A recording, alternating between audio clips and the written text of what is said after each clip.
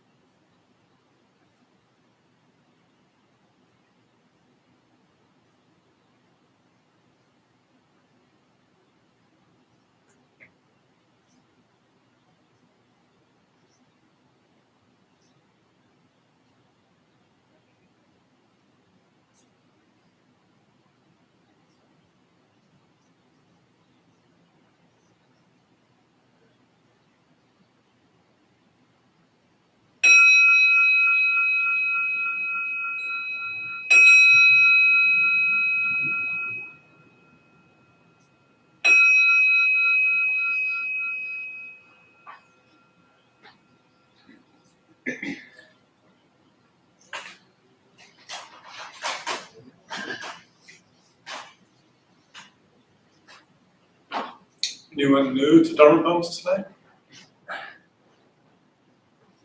New to this location. Oh, you've been downtown. Okay. Anyone new to meditation? New to Zen meditation? Gotta just ring the bell.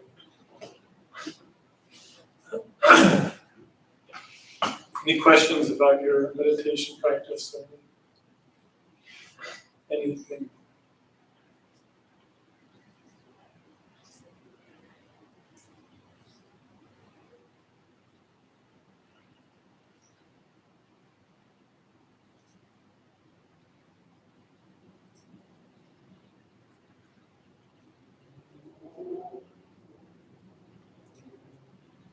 Meditation, eyes open, eyes closed. Eyes closed, anyone? Anyone driving your car, eyes closed?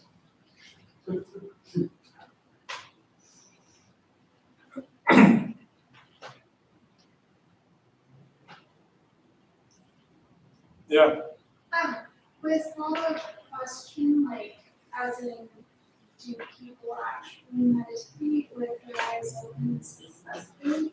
can we talk a little bit louder? Do people successfully meditate with their eyes open, or I've never once seen it, not because of that. You've never seen anyone meditate with their eyes open? I have not. If your eyes are closed, how can you see if someone's meditating with their eyes open? Oh, sneaky. Sorry. That was very funny.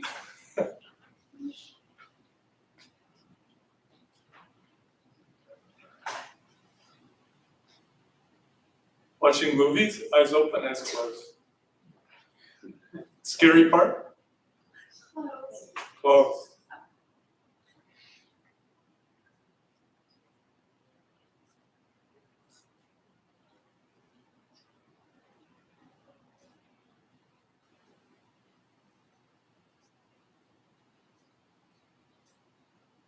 Experiment.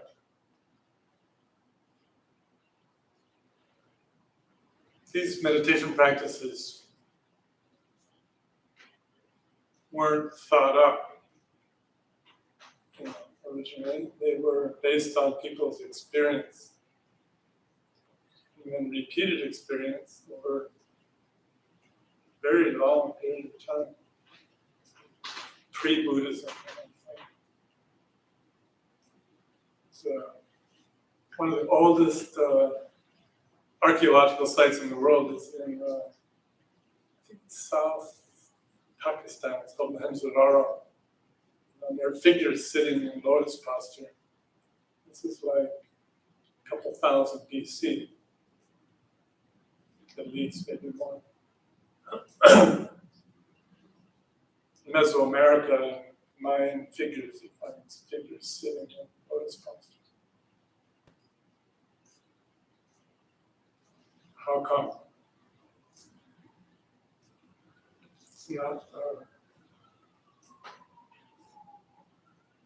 It's not just sitting comfortably. There's has to do with the body, mind, energetics. So same with eyes open, eyes closed. So, and initially it can feel a little strange if you're used to meditating with your eyes closed, but still it's worth experimenting. So eyes open doesn't mean open and seeing in the usual habitual way we are used to. Like we have a book and I'm reading and automatically focusing, or I see an object like here's the striker for the bell, hitting the bell. Object, I'm looking at it, naming it. All those things happen automatically. We don't even think about it. We're driving the car, we're looking around.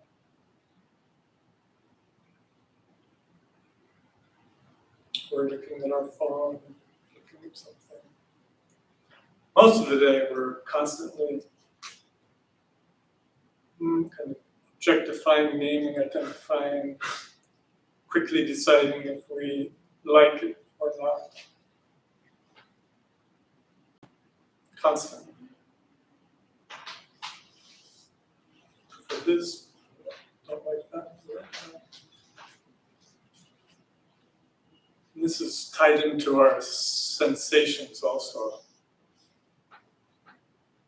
So in meditation, Zen meditation, it cuts through all this. And it's embedded in the very posture of breathing itself, how this works. It may seem like, oh, just around. Not exactly. A little more to it than that. Breathing, okay. We all have a sense of deep breathing is more relaxing. That's a good beginning, good basis. Hearing, ears, so in Zen meditation, all the senses are wide open. Feelings, hearing, seeing, smelling, tasting, all senses open. We're neither pushing anything away, nor jumping into it to create a story about it. This is not our usual pattern of our day-to-day activity. So we might say, okay, there's a sound.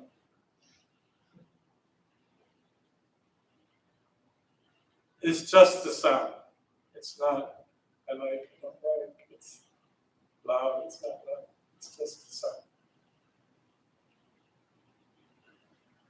And it just arises and it's gone.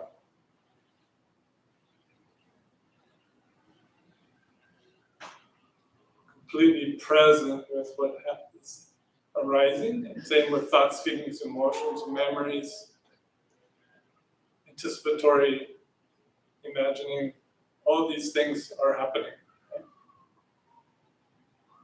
Most of the time, we look at how we're engaging all this and we say, that's me.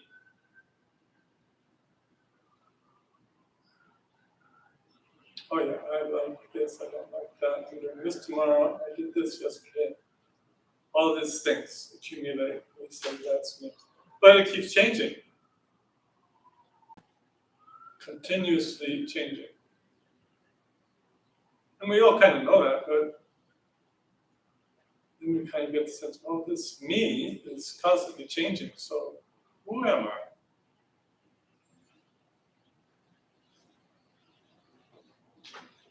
So in this deeper sense, who am I? You know, this is continuously changing.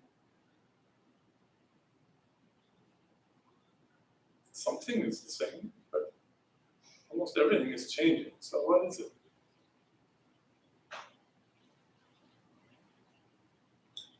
So in Zen Buddhism, we say this continuing essential nature is our Buddha nature, is our essential mind.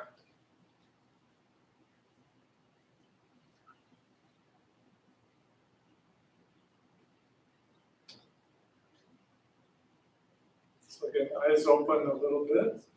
Experiment, you know, for most people, if you really give it a try, again, one is gazing. So if you were to hold your fingers, hands out, really wide gaze. I see my fingers moving without trying. Not a narrow gaze, really wide. Then eyes are only like a quarter open. Just kind of gazing down. Of course, we blink and close as usual. Ideally, a very neutral surface, like in Zen meditation hall, you might be looking at the wall or the blank floor. Not a busy surface. There's some tendency to immediately want to, our mind immediately wants to grasp what's in front of it. So better become a very neutral surface. But slightly open, then a little easier. Our chatterbox mind, or the tendency to dream and sleep, is reduced. We're more present. Meditation's not, we have plenty of time to sleep every day, so meditation's not a time to go into a sleep state.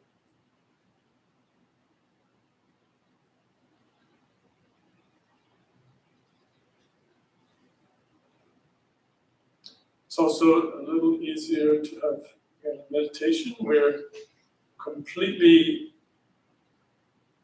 unifying with our sense of body and breathing. So the eyes are slightly open, this is also enhanced. This is not a kind of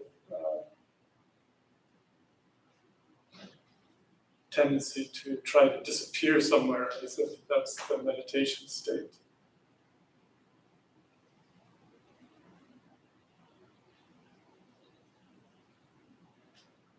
You know, so Buddhism, especially in Mahayana Buddhism, this world is the world where awakening takes place. This world is samsara, this world is nirvana. We misperceive it, it's samsara. We see through it clearly, and it's the mind of awakening. The avenue or the highway to that experience is in this present moment.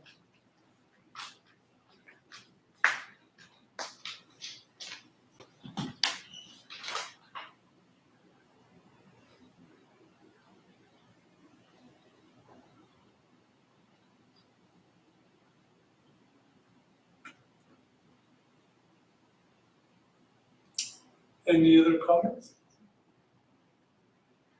Is that interesting? Yeah. What's the objective of meditation? I think you covered some of those just now. And is there any way to know that, well, maybe you are getting closer to the objectives? objectives of meditation? How do you know if you're getting closer? Right.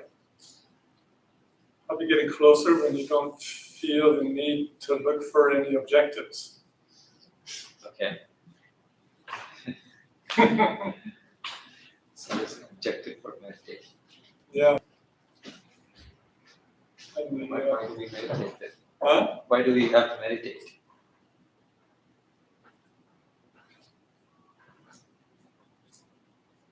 You don't have to.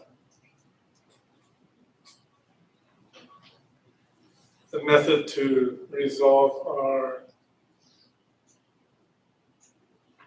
habituated feeling of separation.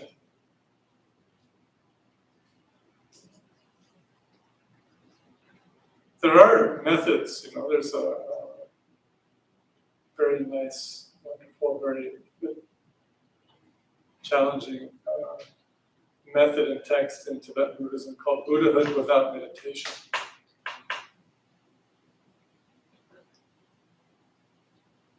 However, to really grasp that insight that cuts through things that way, for most people, it requires some developmental process. This would be doing it all at once. It's not sure I've ever met anyone that had that capacity from the beginning.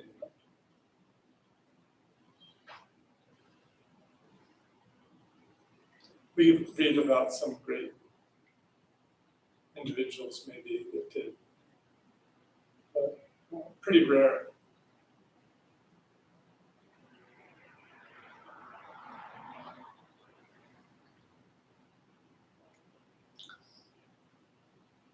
Maybe some indicators of progress.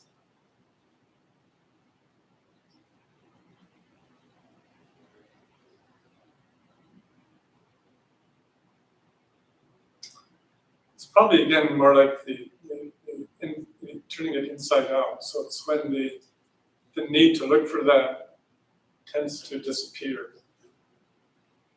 Once all one's activity was completely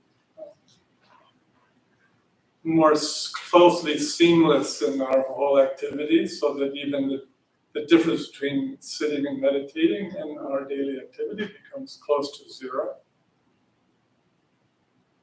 That's an indicator. In other words, we come and meditate, we feel a little more peaceful, we get up, and then the phone rings, and then somebody calls, and then it's like something we expect changes, and then we're disappointed, and then we have some reaction, and then like that, right? Then we'll do this. We plan something, oh, it's going to be perfect, I know it's going to happen, and set, and then something like cuts it. We're so shocked. We all do this. So as our meditation becomes more integral and fluid, and the difference between our experience sitting on the cushion and our daily activity of driving, going to the store, talking to people, interacting with people becomes more and more the same. That's what we're looking for. And there's no hurry, it comes in little by little. Also, that's why I recommend, is short, more often meditations during the day. 3, 4, 5 minutes. It's very helpful.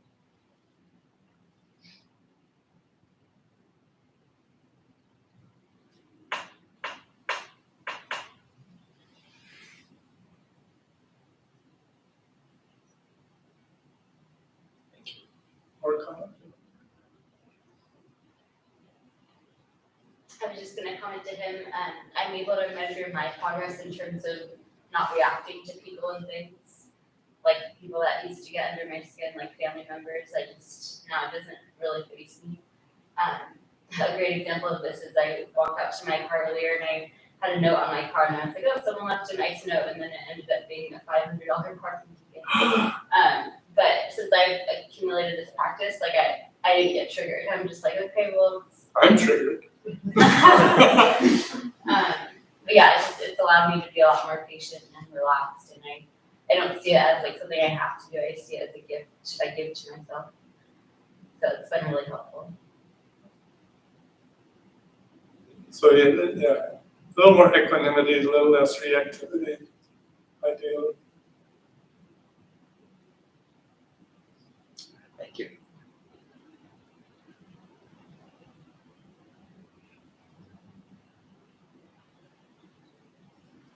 Yeah, I mean, there's a little bit potential, sometimes in some circles, you're like, oh, you're gonna have some great experience, meditating.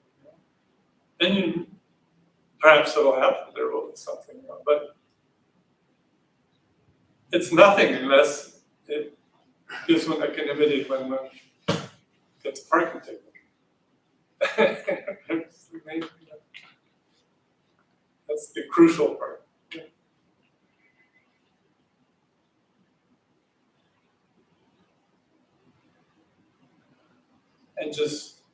And effortlessly, not like we're forcing ourselves to, I'm not gonna react.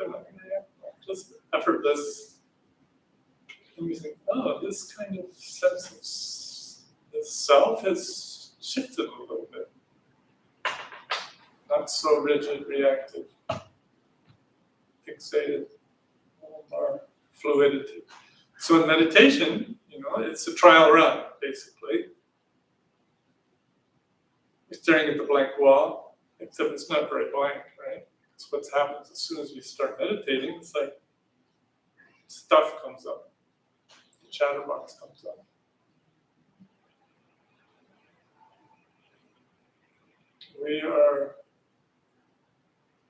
It's the self-interview is happening.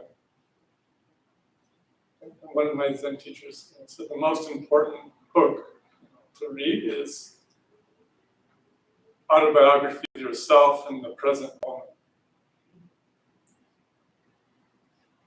Inescapable, free, always there, and the essence of our practice is there.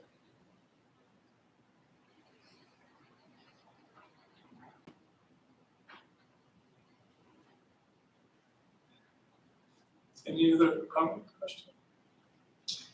Yeah. So Monday night is Zen meditation. So what's the difference? Ken Zen. Ken, yeah.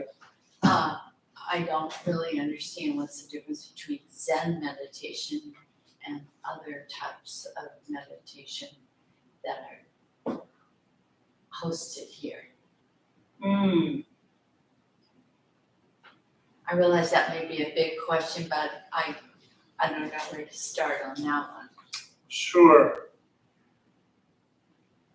Yeah, I mean, Zen has, different schools of Buddhism have slightly different methods. In the core of these methods, really, they're all the same. As far as I know, for example, like the posture, breathing awareness, seven-pointed posture, Bhavasana, they call it. Breathing, unified breathing, the eyes slightly open. This is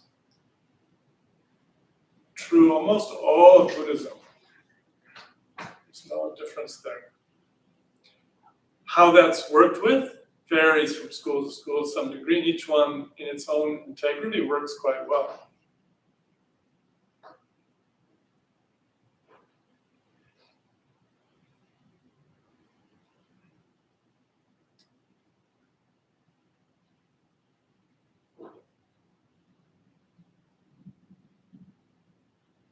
That's a short answer. The long answer, of course, is we'd have to have like a Theravada teacher, Zen Mahayana teacher, Vajrayana Tibetan teacher, Dzogchen Tibetan teacher, all together giving presentations, and we would see there's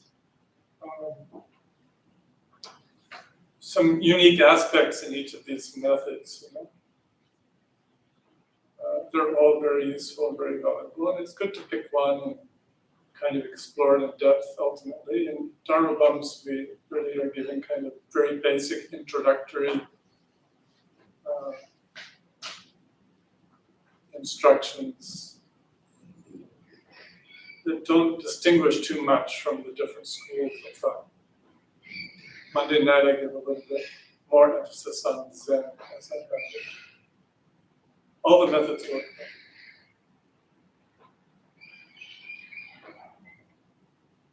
Yeah. The difference that I noticed with this particular meditation is that there's no guidance, right? Like it's just meditation.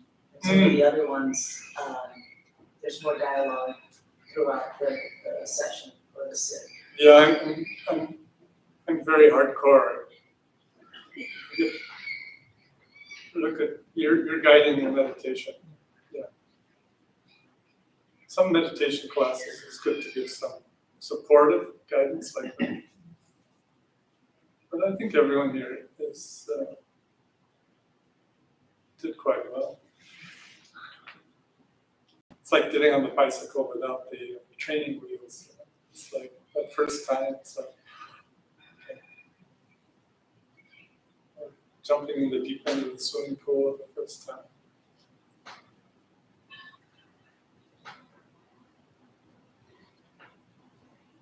Again, breathing and body, so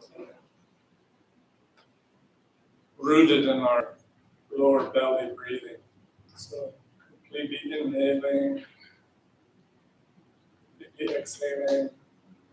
And on the exhale, the stomach relaxes. So thoughts, feelings, emotions arise on the inhale naturally. And as we exhale, they tend to also to pass away. We keep as close to a seamless relationship between our awareness and this body breathing.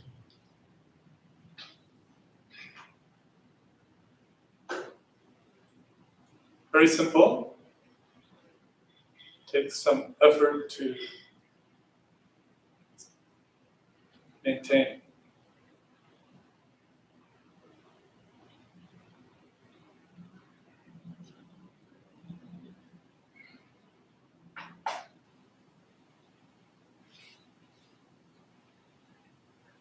We have a few minutes, so we'll do some more self-guided meditation.